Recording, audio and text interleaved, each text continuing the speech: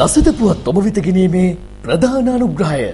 හැම වෙනස්කමකදීම අපි වෙනස් වුණේ ඔබේ දියුණුවට. හැඩන් නැෂනල් බැංක් 1888 සිට විශ්වාසයක උරුමය.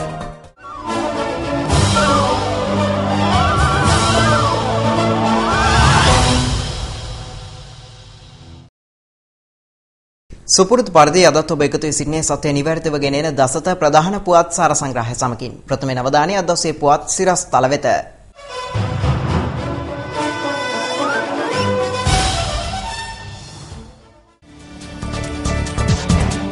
ඡන්ද නීති රැකීම පිළිබඳ විශේෂ සාකච්ඡාවක් හෙට.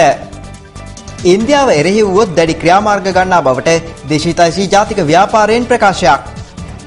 දයට කිරුළ ජනගහක් මැද තෙවන දිනටත් යුක්‍රේනිය දැවැන්ත පෙරලියක.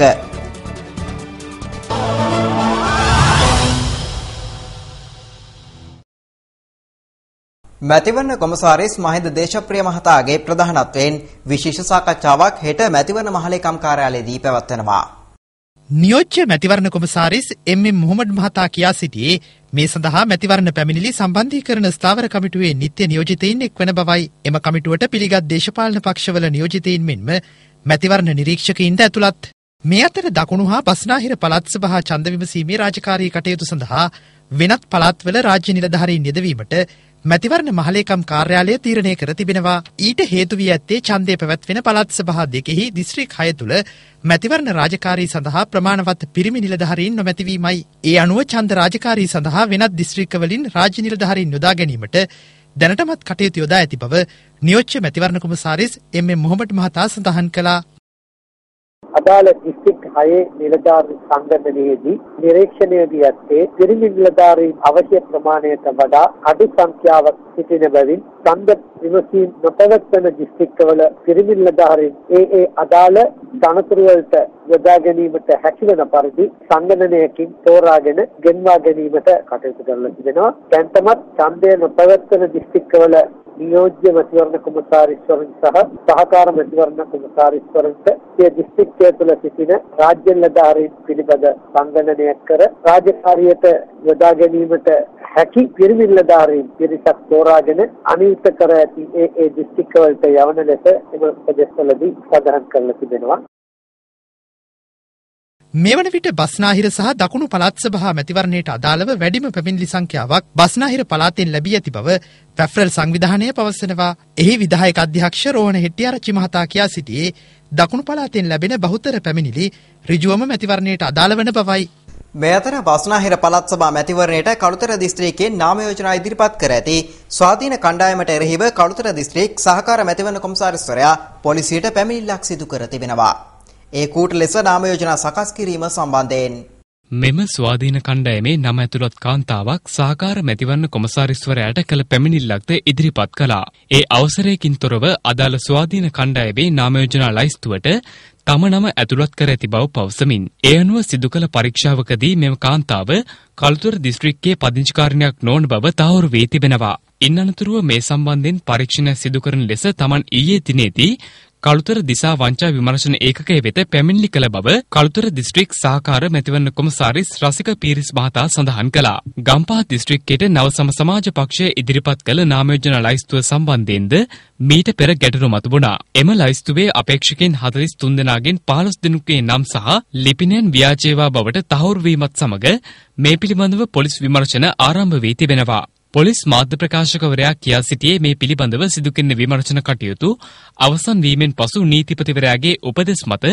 අදාළ නාම යෝජනා ලයිස්තුව සකස් කළ පුද්ගලයින්ට එරෙහිව අධිකරණ ක්‍රියාමාර්ග ගන්නා බවයි. මෙලෙස ව්‍යාජ නාම යෝජනා ලයිස්තු බාර දී තිබීම සම්බන්ධයෙන් පසුගියදා මැතිවරණ කොමසාරිස් මහින්ද දේශප්‍රිය මහතාද මැතිවරණ මහලේකම් කාර්යාලයේදී මාධ්‍ය වෙත අදහස් පළ කර සිටියා. මැතිවරණ කොමසාරිස්වරයා එහිදී සඳහන් කළේ මැතිවරණයට ඉදිරිපත් වී සිටින සියලුම දේශපාලන පක්ෂවල සහ ස්වාධීන කණ්ඩායම්වල නාම යෝජනා ලයිස්තු මේ දිනවල පරීක්ෂාවට ලක් කරන බවයි. ජෙනීවා මානව හිමිකම් සමුළුවට ඉන්දියාව ශ්‍රී ලංකාවට එරෙහිව තනිව යෝජනාවක් ඉදිරිපත් කළහොත් ඊට එරෙහිව දැඩි ක්‍රියාමාර්ගයක් ගන්නා බව දේශීය ජාතික ව්‍යාපාරය පවසනවා. ලබන මාර්තු මාස ජිනීවාහිදී රැස්වන එක්සත් ජාතීන්ගේ මානව හිමිකම් සමුළුවේදී ශ්‍රී ලංකාවට එරෙහිව ඉන්දියාව තනි යෝජනාවක් ගෙන ආ යුතු බව පවසමින් තමිල්නාඩුවේ DMK පක්ෂයේ රට අග්‍රාමාත්‍යවරයා වෙත යෝජනාවක් බාර දී තිබෙනවා. ඉන්දිය මාධ්‍ය වාර්තා සඳහන් කළේ DMK පක්ෂයේ පාර්ලිමේන්තු කණ්ඩායම් නායක TR බාලු ඇතුළු නියෝජිතයින් පිරිසක් ඉන්දිය අග්‍රාමාත්‍ය මන්මෝහන් සිං ඊයේ හමුවේ මෙම යෝජනාව බාර දී ඇති බවයි. DMK පක්ෂේ නායක තමිල්නාඩු විපක්ෂ නායක M කරුණානිධිගේ උපදෙස් මත සකස් කර ඇති මෙම යෝජනාවට කරුණු කිහිපයක් ඇතුළත් 2008 වසරේ සැප්තැම්බර් සිට 2009 මැයි මාස දක්වා ශ්‍රී ලංකාවේ පැවති යුද්ධයේ අවසන් කාලයේ සිදු වූ සිද්ධීන් පිළිබඳව ජාත්‍යන්තර විමර්ශනයක් පැවැත්විය යුතු බව එම යෝජනාවේ අන්තර්ගතයයි. එමෙන්ම එහි දැක්වෙන්නේ මෙම කාල සීමාවේදී උතුරේ ජනතාවගේ මානව අයිතිවාසිකම් උල්ලංඝනය වූ බවයි. ඉන්දියා අග්‍රාමාත්‍යවරයාට ඉදිරිපත් කළ මෙම යෝජනාව සම්බන්ධයෙන් දේශහිතයිෂී ජාතික ව්‍යාපාරයෙන් දසත ප්‍රවෘත්ති විමසීමක් කළා. එහිදී ඊට ප්‍රතිචාර දැක්වූ ඒ මහලේකම් වෛද්‍ය වසන්ත බණ්ඩාර මහතා කියා සිටියේ ජනතාව ඒකරාශී කරගෙන එවැනි යෝජනාවකට එරෙහිව ක්‍රියාමාර්ග ගන්නා බවයි. ඉන්දිය මධ්‍යම රජයේ තීරණය නොසලකා හරිමින් ඉන්දිය හිටපු අග්‍රාමාත්‍ය රජීව් ගාන්ධි ඝාතකයෙන් නිදහස් කිරීමට තමිල්නාඩු ප්‍රධාන අමාත්‍යවරයාට අවස්ථාව ලබා නොදෙන ලෙස ඉන්දිය ප්‍රධාන විපක්ෂය වන ಭಾರತೀಯ ජනතා පක්ෂය ඉන්දියා අග්‍රාමාත්‍යවරයාගෙන් ඉල්ලීමක් කර තිබෙනවා. ಭಾರತೀಯ ජනතා පක්ෂයේ ජ්‍යෙෂ්ඨ නායකයෙකු වන සුබ්‍රමණියම් ස්වාමි මහතා පවසන්නේ මේ කරුණු සම්බන්ධයෙන් තමිල්නාඩු ප්‍රධාන අමාත්‍යවරිය වන ජයලලිතා ජයරාම්ට අගමැතිවරයා විසින් ලිඛිතව දැනුම් දිය යුතු බවයි. හින්දු පුවත්පත සමග පැවති සම්මුඛ සාකච්ඡාවකදී සුබ්‍රමණියම් ස්වාමී මෙම අදහස් පළ කර තිබෙනවා.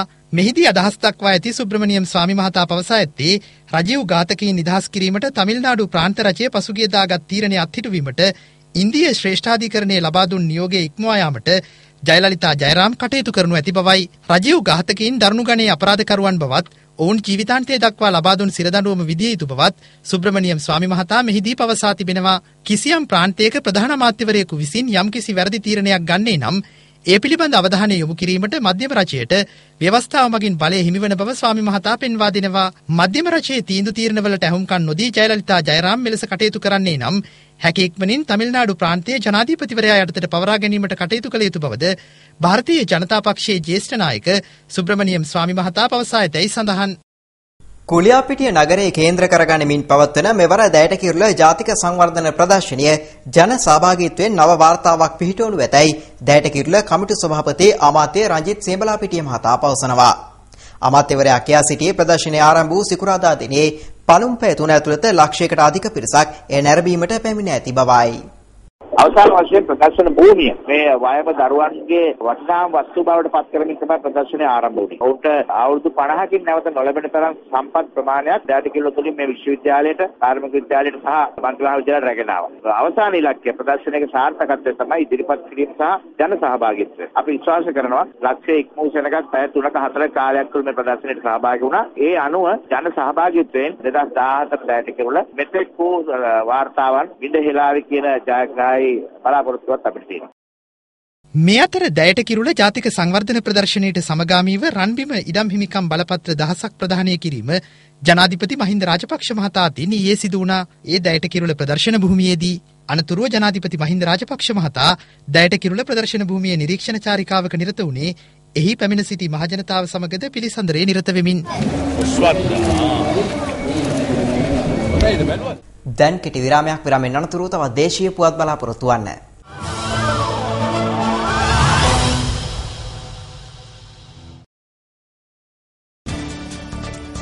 මරණ දඬුවම අඩු කරන ලෙසට ඉල්ලීමක්. දිස්ත්‍රික් 5කට ගවකුර හා මුඛ රෝග අවදානමක්. විරාමෙන් අනතුරුව බලාපොරොත්තු වන්න.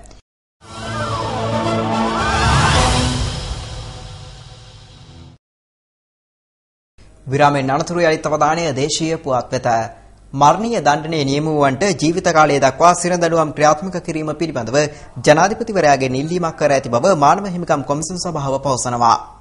එහි කොමසාරිස් ආචාර්ය ප්‍රතිභා මහනාම හේවා මහතා පවසන්නේ මරණ දඬුවමට නියම වූ පුද්ගලයන් 627 දෙනෙකු පමණ දැනට මෙරට බන්ධනාගාරගතව රැඳවා ඇති බවයි. ඔවුන්ගෙන් වැඩි පිරිසක් වයෝවෘද්ධ තත්ත්වයේ පසුවන අතර සැලකිය යුතු කාලයක් බන්ධනාගාරයේ ගත කර ඇති බවද ඔහු පෙන්වා දෙනවා. ප්‍රතිභා මහනාම හේවා මහතා සඳහන් කළේ මරණීය දණ්ඩනය ක්‍රියාත්මක කිරීම මානව හිමිකම් සම්බන්ධයෙන් ප්‍රතිවිරුද්ධ තත්වයක් වන බැවින් මානුෂිකව සලකා බලා මරණ දඬුවම ජීවිතාන්තය දක්වා සිරදඬුවමක් බවට පරිවර්තනය කරන ලෙස ඉල්ලීමක් කර ඇති බවයි. කෙසේ වුවද ජාතික නිදහස් පෙරමුණේ නායක අමාත්‍ය විමල් වීරවංශ මහතා පසුගියදා ජනාධිපතිවරයාගේ අවධානයට ලක් කර තිබුණේ මද්ද්‍රව්‍ය ජාවාරම් සම්බන්ධයෙන් මරණීය දණ්ඩනය නියම වී සිටින පුද්ගලයින්ට එරෙහිව එය ක්‍රියාත්මක කළ යුතු බවයි. නීති විරෝධීව මෙරටින් රැගෙන ගිය කිලෝග්‍රෑම් 35ක පමණ රත්තරන් තොගයක් සමග සැකකරුවන් දෙදෙනෙකු දකුණු ඉන්දියාවේ මණ්ඩපම් දුම්රිය ස්ථානයේ ආසන්නයේදී අත්අඩංගුවට ගෙන තිබෙනවා. ද හින්දු පුවත්පත වාර්තා කළේ ඉන්දිය වෙළාරක්ෂක බලකායට ලැබුණු තොරතුරක් මත එම වැටලීම සිදු කර ඇති බවයි. සැකකරුවන්ගෙන් කළ ප්‍රශ්න කිරීම්වලදී ඔවුන් ප්‍රකාශ කර ඇත්තේ එම රත්තරන් තොගය ලාංකික නියෝජිතයෙකු ගැඹුරු මුහුදේදී Taman වෙත බහර දුන් බවයි. එම රත්තරන් තොගයේ වටිනාකම ඉන්දීය රුපියල් කෝටි 10ක් ඉක්මවන බවද හින්දු වාර්තාවේ සඳහන්. ඉන්දීය වෙරළාරක්ෂක බලකාය සඳහන් කළේ සිද්ධිය සම්බන්ධයෙන් සැකකරුවන්ගෙන් වැඩිදුර ප්‍රශ්න කරගෙන යන බවයි. කොළඹට නල ජලය සැපීම සීමා කිරීමට සිදුවන බව ජල සම්පාදන හා ජල ප්‍රවාහන මණ්ඩලයේ සභාපති කරුණාරත්න හෙට්ටිආරච්චි මහතා පවසනවා. කොළඹ නගරයේ දෛනික ජල බෙදා හැරීමේදී තප්පරයට ඝන මීටර් 15ක් වුවද වර්තමානයේ පවතින දැඩි නියන් තත්ත්වයේ හේතුවෙන් මෙවන විට නිකුත් කරනුයේ ජල ඝන මීටර් 10ක ප්‍රමාණයක් පමණයි. වාරිමාර්ග අමාත්‍යාංශයේ මහවැලි අධිකාරිය හා ලංකා විදුලි බල මණ්ඩලයේ ඒකාබද්ධව කොළඹ නගරයේ දෛනික ජලය බෙදා හැරීම විධිමත් කිරීම හේතුවෙන් මාර්තු මාස අග දක්වා ජලය කැපීමකින් තොරව ලබා දිය හැකි බවද සභාපතිවරයා සඳහන් කළා. මේ අතර සභාපතිවරයා වැඩිදුරටත් සඳහන් කළේ අදාළ මාස අවසන් වන විටත් නියන් කාලය පැවතියොත් දෛනිකව ජලය සැපීම පැයකට හෝ පැය දෙකකට සීමා කිරීමට සිදුවන බවයි. මේ අතර උතුරු පළාත හැර දිවයිනේ සෙසු ප්‍රදේශවලට අද දිනය තුල වැසි අපේක්ෂා කරන බව කාලගුණ විද්‍යා දෙපාර්තමේන්තුව පවසනවා. කාර්යනියුතු කාලගුණ විද්‍යාඥ ජීවන් කරුණාරත්න මහතා සඳහන් කළේ අකුණු අනතුරු අවම කර ගැනීම කෙරෙහිද ජනතාව අවධානයෙන් පසුවිය යුතු බවයි. ගව කුර සහ මුඛ රෝගයේ පැතිර යාමේ අවදානමක් හේතුවෙන් දිස්ත්‍රික්ක 5ක ගවයින් සහ ගවමස් ප්‍රවාහනය කිරීම තහනම් කර තිබෙනවා. ඒ අනුරාධපුරයේ පුත්තලම ත්‍රිකුණාමලය අම්පාර සහ වවුනියාව යන ප්‍රදේශවලයි. සත්ව නිෂ්පාදන සහ සෞඛ්‍ය දෙපාර්තමේන්තුව ප්‍රකාශ කළේ මීට අදාළ ගැසට් නිවේදනය දැනටමත් නිකුත් කර ඇති බවයි. ඒ අනුව එලෙස ගවයන් සහ ගවමස් ප්‍රවාහනය කිරීම වැළැක්වීමට පොලිසියට අවසර හිමිවනවා. එහෙත් සත්ව නිෂ්පාදන සහ සෞඛ්‍ය දෙපාර්තමේන්තුවේ වැඩබලන අධ්‍යක්ෂක ජෙනරාල් වෛද්‍ය ගාමිණී රත්නායක මහතා සඳහන් කළේ ගවමස් ආහාරයට ගැනීමේදී මේ අදාළ නොවන බවයි. මත්කුඩු සමග අත්අඩංගුවට ගැන්වූ වවුනියාව පොම්පෙමඩු කඳවුරේ සේවය කළ ලුතෙනන්ට් කර්නල්වරයා තනතුරු වලින් ඉවත් කිරීමට යුද හමුදාව තීරණය කර තිබෙනවා. ඒ යුද හමුදාපති ලුතෙනන්ට් ජෙනරාල් දයා රත්නායක මහතාගේ නියෝගයකට අනුවයි. ඒ සම්බන්ධයෙන් කරුණු දක්වන හමුදා මාධ්‍ය ප්‍රකාශක බ්‍රිගේඩියර් රුවන් වනික සූරිය මහතා අනුරාධපුර ප්‍රදේශයේදී හෙරෝයින් ළඟ තබා ගත්ත අයයි අත්අඩංගුවට ගන්නා ලද ලුතෙනන්ට් කර්නල් නිලෙහි නිලධාරියෙකු සියලුම තනතුරු වලින් ඉවත් කිරීමට හමුදාපතිතුමා නියෝග කර තිබෙනවා. ඊට අමතරව පොලිසිය විසින් සිදු කරනු ලබන සියලුම පරීක්ෂණ වලට සහයෝගය දෙන ගමන්ම යුද හමුදා පොලිසිය විසින්ද සමගාමී පරීක්ෂණයක් පැවැත්වෙනවා.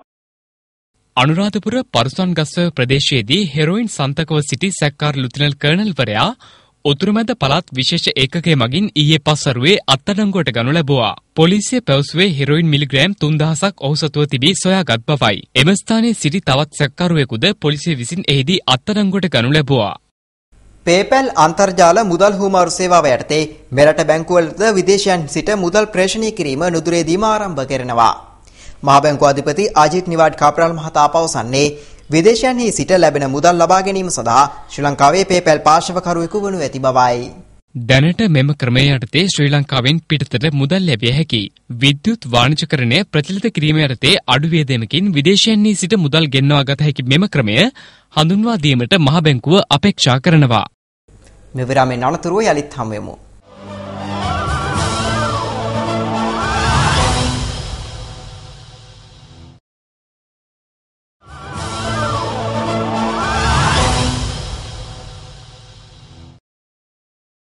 විරාමෙන් අනතුරු යලිත් අවධානය තවත් දේශීය පුවත් කිහිපයක් වෙත.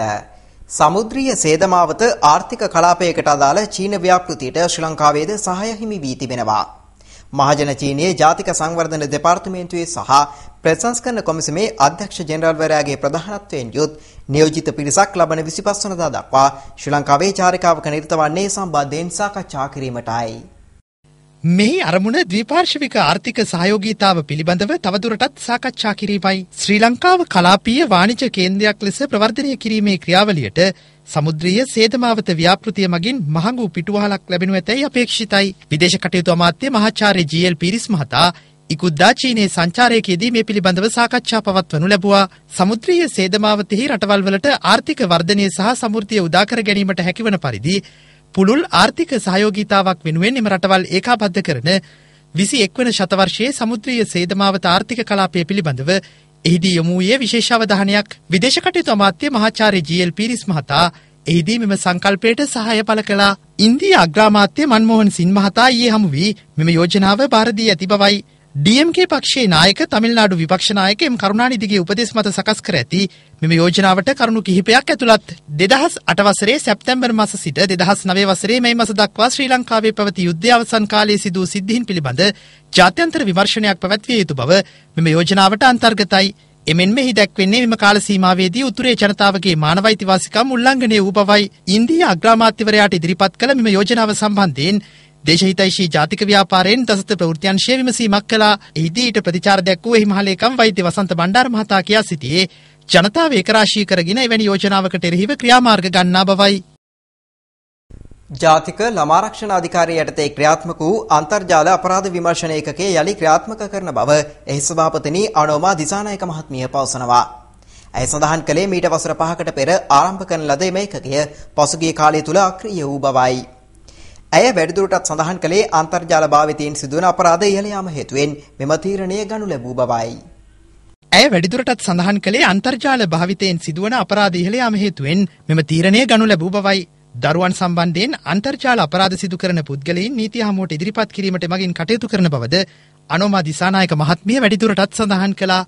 ජාතික ළමාරක්ෂක අධිකාරිය ලෝක කම්කරු සංවිධානයේ සමගයේ ආධාර ඇතුව දැන් අවුරුදු 5කට 6කට ඉස්සෙල්ලා සයිබර් වොච් කියලා ඒ කියන්නේ ඉන්ටර්නෙට් එකේ වෙන අපරාධ සම්බන්ධයෙන් අන්තර්ජාල අපරාධ සම්බන්ධයෙන් විමර්ශනය කරන්න ඒකකයක් පිළිටවල තිබිලා තියෙනවා. ඒක නැවතත් පුනර්ජීවනය කළා අපි ඒ වැඩසටහන වහාම ක්‍රියාත්මක වන විදිහට ආරම්භ කළා. ඒ සම්බන්ධයෙන් කරන්න වෙනමම නිලධාරීන් දෙතුන් දෙනෙක් අපි යෙදුවා. ඒ අනුව අපිට ඉදිරියේදී පුළුවන් වෙනවා ළමයින්ට ආරාධනා කරලා තියෙන වෙබ්සයිට් තියෙනවා. ඒ වගේ දේවල් වල අපි ඔය පිටරට ඉඳලා ෆොරිනර්ස් ලංකාවට ඇවිල්ලා ළමයිව ගෙන්න ගන්න ඒ වගේ දේවල් ඊළඟට අන්තර්ජාලයේ අපරාධ සම්බන්ධයෙන් විමසිලි වෙන්න තමයි මේක දැන් ක්‍රියා කරන්නේ.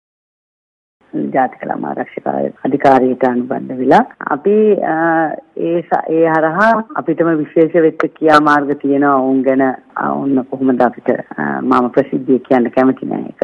වෙබ්සයිට් වලින් ඔය chat කළා අනිත් දේවල් වලින් දරුවන්ට අනර්ථයක් කරන්න හදන අය සම්බන්ධයෙන් තමයි අපි පරීක්ෂාකාරී වෙන්නේ. එහෙම දේවල් දැනගත්තොත් අපිට ඒ සම්බන්ධයෙන් උන් අධිකරණයේ ඉදිරියට ගෙන යාම සඳහා ක්‍රියා කරන්න පුළුවන්. නෙදර්ලන්තයේ හේග් නුවර මූලස්ථානයේ පවතින තානාපතිවරුන්ගේ සංවිධානයේ වාර්ෂික හමුව පසුගියදා ජර්මනියේ ෆ්‍රැන්ක්ෆර්ට් නුවරදී ආරම්භ වුණා. මෙම හමුවේදී සහභාගී වූ නැමුතු ජර්මනියේ ශ්‍රී ලංකා තානාපති සරත් කෝන්ගාගේ මහතා ආසියාවේ නැගීන කේන්ද්‍රස්ථානයක් වශයෙන් ශ්‍රී ලංකාවේ ආයෝජන වෙළඳාදී අංශවල පවතින අවස්ථා පැහැදිලි කර සිටියා.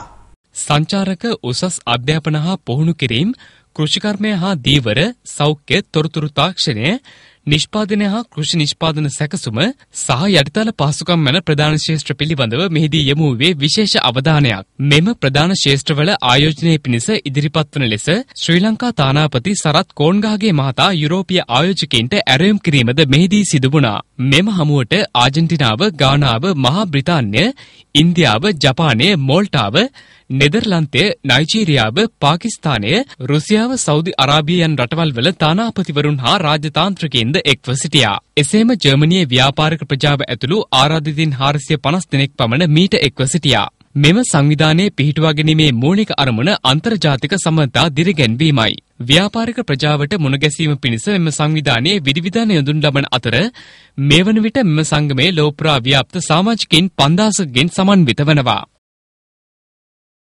ශ්‍රී ලංකාවේ නෝර්වේජියානු තානාපති ග්‍රේග් ලොචෙන් මහත්මිය සහ ජ්‍යෙෂ්ඨ තානාපති නිලධාරීන් දෙදෙනෙකු පසුගියදා පලාලෙහිදී යාපනයේ ආඥාපති මේජර් ජෙනරාල් උදය පෙරේරා මහතා හමු වුණා.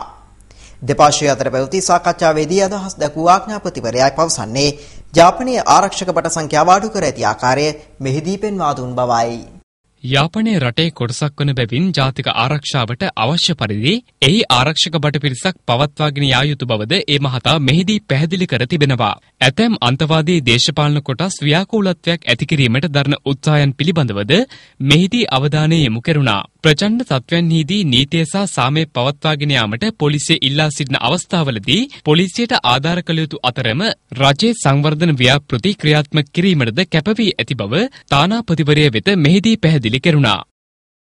උසස් අධ්‍යාපන ඇමති එස්.බී. දිසානායක මහතා කියුබාවේ උසස් අධ්‍යාපන ඇමති රොඩෙල්ෆෝ අලල්කෝලෝටිස් මහතා අතර සාකච්ඡාවක් ඉක්ුද්දා පැවැත්වුණා. එහි මූලික අරමුණ වූයේ උසස් අධ්‍යාපන අංශයේ සහභාගීත්වය තවදුරටත් වර්ධනය කර ගනිමින් උසස් අධ්‍යාපන ආයතනවල ඇති අවස්ථා පුළුල් කර ගැනීම පිළිබඳව සාකච්ඡා කිරීමයි. පසුගියදා කියුබාවේ පැවති උසස් අධ්‍යාපනය පිළිබඳ අන්තර්ජාතික සමුළුවට සහභාගී වූ අවස්ථාවේදී දෙපාර්ශ්වයේ අතර මෙම සාකච්ඡාව පැවැත්වුණා. මෙහිදී දෙරටට ප්‍රතිලාභ අත්වන ශේෂ්ත්‍රවල ශිෂ්‍ය සහ විශේෂඥයින් හුමාරු කර ගැනීමේ ඒකාබද්ධ ව්‍යාපෘති ක්‍රියාවට නැංවීම කෙරෙහිද යොමු වූයේ විශේෂ අවධානයක්. කියුබාව සාර්ථක ප්‍රතිඵල ලබා සිටින ජෛව සහ නැනෝ විද්‍යා තාක්ෂණයේ මේ අතරින් ප්‍රධාන තැනක් ගනු ලබනවා. එමගින් ශ්‍රී ලංකාවට සිය විද්‍යා තාක්ෂණ පර්යේෂණ හැකියාවන් දියුණු කරගත හැකි බව බලධාරීන්ගේ අපේක්ෂාවයි. අමාත්‍ය එස්.බී. දිසානායක මහතා මෙම සංචාරයේදී කියුබාවේ විද්‍යා තාක්ෂණ සහ පරිසර අමාත්‍ය එල්බාරෝසා පෙරෙස් මොන්ටායා මහතා අද හමු වුණා.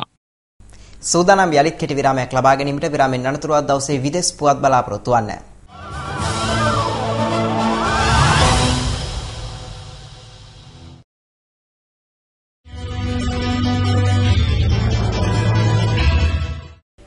විරාමෙන් අනතුරුව දැන් අවධානයේ විදේශ පුවත් වෙත.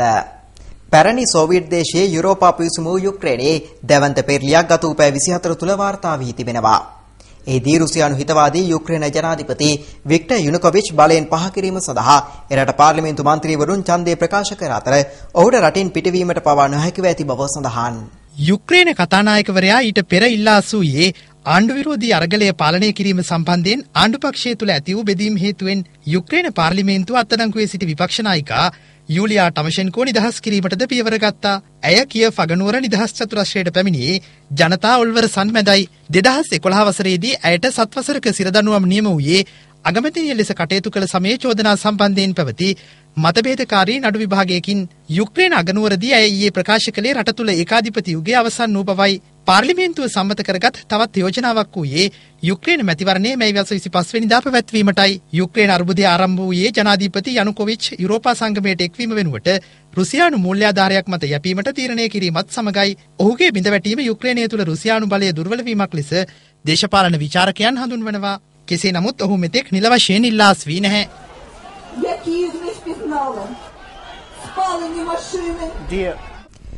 ටිබෙටේ ආධ්‍යාත්මික නායක දලයි ලාමාතුමන් සහ ජනාධිපති බැරක් ඔබාමා අතර වොෂින්ටනයේ සිදු වූ හමුව ඇමරිකාව සිය රටේ අභ්‍යන්තර කටයුතු වලට අතපෙවීමක් ලෙස චීනය හඳුන්වනු ලබනවා. 1950 දශකයේ අගභාගයේ සිට චීනයේ පාලනය යටතේ පවතින ටිබෙටේට ස්වයං පාලනයක් අවශ්‍ය බව දලයි ලාමාතුමන්ගේ අදහසයි. මේ හේතුවෙන් චීනයේ ඔහු හඳුන්වනු ලබන්නේ බෙදුම්වාදියෙකු ලෙසයි.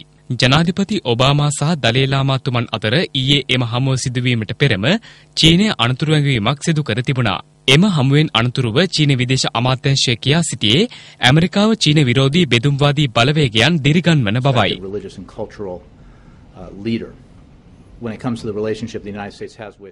අමරිකාවට මද්‍රව්‍ය ප්‍රවාහනය කරන මෙක්සිකානු මද්‍රව්‍ය කල්ලියක නායකයෙකු වන එල් චැපෝ නොහොත් ෂොටි මෙක්සිකෝ බලධාරීන් විසින් ඊයේ අත්අඩංගුවට ගෙන තිබෙනවා. මොහු අත්අඩංගුවට ගැනීම සඳහා ඇමරිකාව ඩොලර් මිලියන 5ක ලන්සුවක් ඉදිරිපත් කරනු ලැබුවා.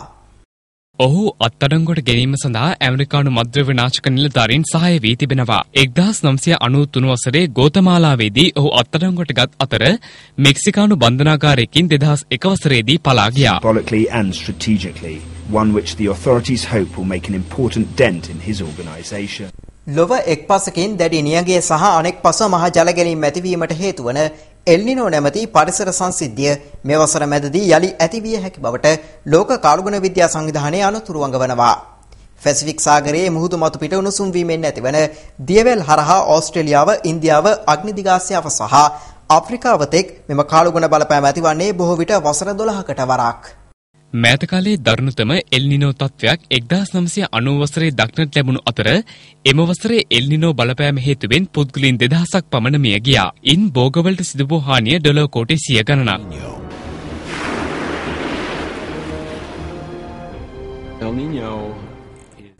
අදට ප්‍රකාශිත කෙලිබිමේ පුවත් මේ රමෙන් අනතුරුව බලාපොරොත්තු වන්න.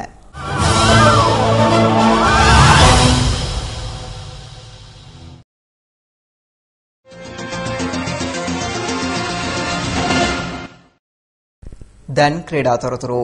බංග්ලාදේශයේ සමග පැවති එක්දින තරඟාවලිය 3-0ක් ලෙස ජයග්‍රහණය කිරීමට ශ්‍රී ලංකා කණ්ඩායම ඊයේ සමත් වුණා. ඒ තුන්වන සහ අවසන් එක්දින තරගයේ කඩලු 6කින් ජය ගැනීමත් සමගයි. තරගයේ පළමුව පන්දුවට පහර දුන් බංග්ලාදේශ කණ්ඩායම නියමිත පන්දු වාර 50 අවසානයේ කඩලු 8ක් දැවී ලකුණු 240ක් රැස් කළා. පන්දු වාර 47යි පන්දු 3කදී කඩලු 4ක් පමණක් දැවී ලකුණු 246ක් ලබා තරගයේ ජයග්‍රහණය හිමි කර ගැනීමට ශ්‍රී ලංකා කණ්ඩායම සමත් වුණා. දිනේෂ් චන්දිමාල් ලකුණු 64යි. මේ අතර තුන්වන සහ අවසන් එක්දින තරගයේදී සිය මංගල එක්දින ශතකයේ වාර්තා කිරීමට කුසල් ජනිත් පෙරේරා ඊයේ සමත් වුණා. ඒ සඳහා ඌට වැය වුණේ පන්දු 118ක්. ඊට 4 පහර 5ක් සහ 6 පහර 5ක් ඇතුළත් වුණා. Take Bangladesh to a fairly big score before Thisara Pereira castled him in the 49th over. ක්‍රීඩා අමාත්‍යාංශයේ සහ අධ්‍යාපන අමාත්‍යාංශයේ එකබද්ධව ක්‍රීඩා සංවර්ධන වැඩසටහනක් ආරම්භ කර තිබෙනවා. එම වැඩපිළිවෙල යටතේ සෑම දරුවෙකුටම ක්‍රීඩාව අනිවාර්ය කර තිබෙනවා. ඒ අනුව කායික හා මානසික සමබරතාවකින් යුතු සිසු පරපුරක් දැයට දායාද කිරීම හා දක්ෂ ක්‍රීඩකීන් බවට පත් කිරීම මෙහි පොදු අරමුණයි. පාසලේ සියලු සිසුන් පාසල් කාලයෙන් පසු කිසියම් හෝ ක්‍රීඩාවක නිරත කරවීම, සිසුන් මානසික ආතතියෙන් මුදවා ප්‍රීතිමත්ව කාලය ගත කිරීමට අවස්ථාව සැලැස්වීම හා දක්ෂතා ඇති ක්‍රීඩක ක්‍රීඩිකාවන් හඳුනාගෙන ඔවුන්ගේම දක්ෂතා ජාතික හා ජාත්‍යන්තර අරමුණින් මෙම වැඩපිළිවෙල දියත් කරනු ලබනවා. මේ පිළිබඳ අදහස් දක්වමින් ක්‍රීඩා අමාත්‍ය මහින්දානන්ද අලුත්ගමගේ මහතා කියා සිටියේ උතුරු නැගෙනහිර පළාත් සභාව ඇතුළුව අද ක්‍රීඩාවේ නවෝදයක් ඇති කිරීමටත් පළාත් 9ටම ක්‍රීඩා සංවර්ධනය කිරීම තුළින් ක්‍රීඩාවේ සමස්ත ප්‍රගතියක් ඇති කිරීම රජයේ අරමුණ බවයි. අද දවසේ ප්‍රකාශිත විදේශ විනිමය අනුපාතය මේ විරමෙන් අනතුරුව බලාපොරොත්තු වන්න.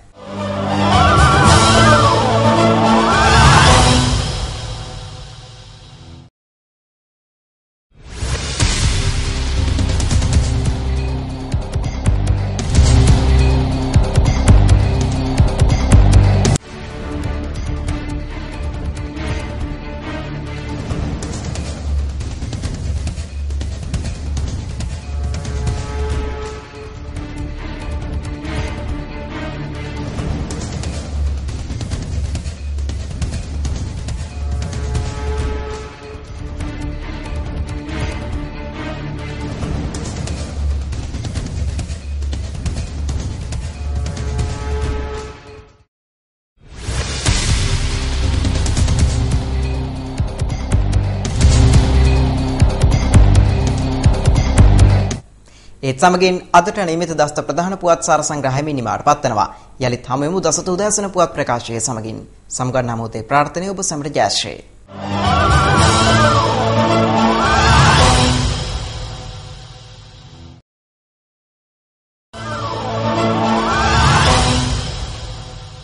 දසත පුවත් ඔබ වෙත ගෙනාවේ. හැම වෙනස්කමකදීම අපි වෙනස් වුණේ ඔබේ දියුණුවට. හැඩන් නැෂනල් බැංකුව 1888 සිට විශ්වාසයක උරුමය.